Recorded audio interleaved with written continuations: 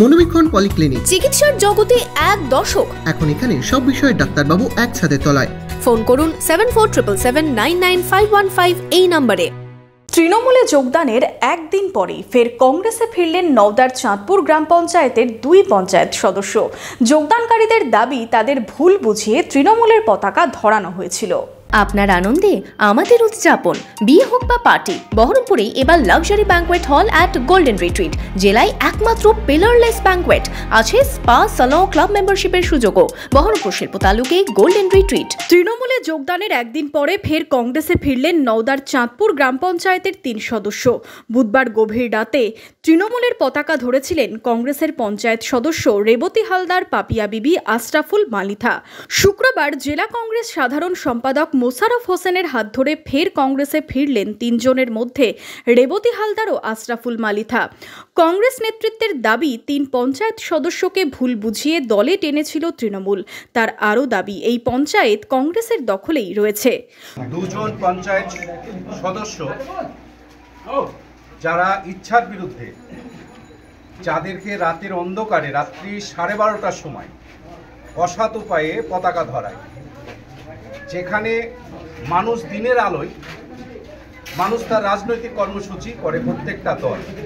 আমরা কি দেখলাম, রাত্রি 12:30টার সময় মানুষ যখন ঘুমিয়ে যায়, সেই সময় জোরপূর্বক আমাদের 2 জন সদস্য এবং আরেকজন সদস্যকে তারা পতাকা ধরায়। ইতিমধ্যে তারা আমাদের সাথে যোগাযোগ করে, আমাদের অঞ্চল সভাপতি সাবতী ভাই, আমাদের প্রধান, উপপ্রধান সকলের সাথে যোগাযোগ করে যে আমাদেরকে ওরা ভুল বুঝিয়ে নিয়ে গেছে।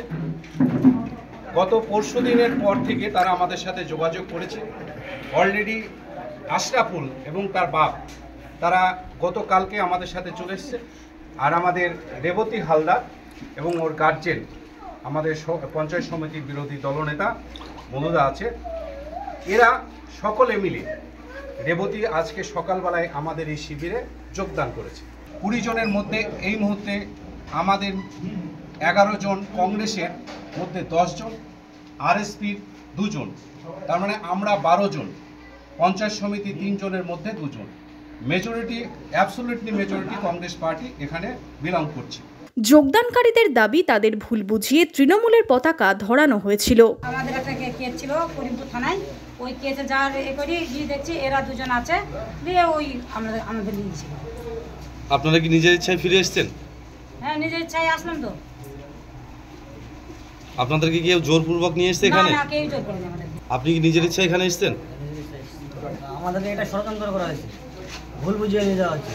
নওদার সবকটি পঞ্চায়েত এখন তৃণমূলের দখলে থাকলেও চাঁদপুর পঞ্চায়েত এখনও হাতছাড়া রয়েছে তৃণমূলের। যদিও এই যোগদান নিয়ে কোনো মন্তব্য করতে চাননি ব্লক তৃণমূল নেতৃত্ব।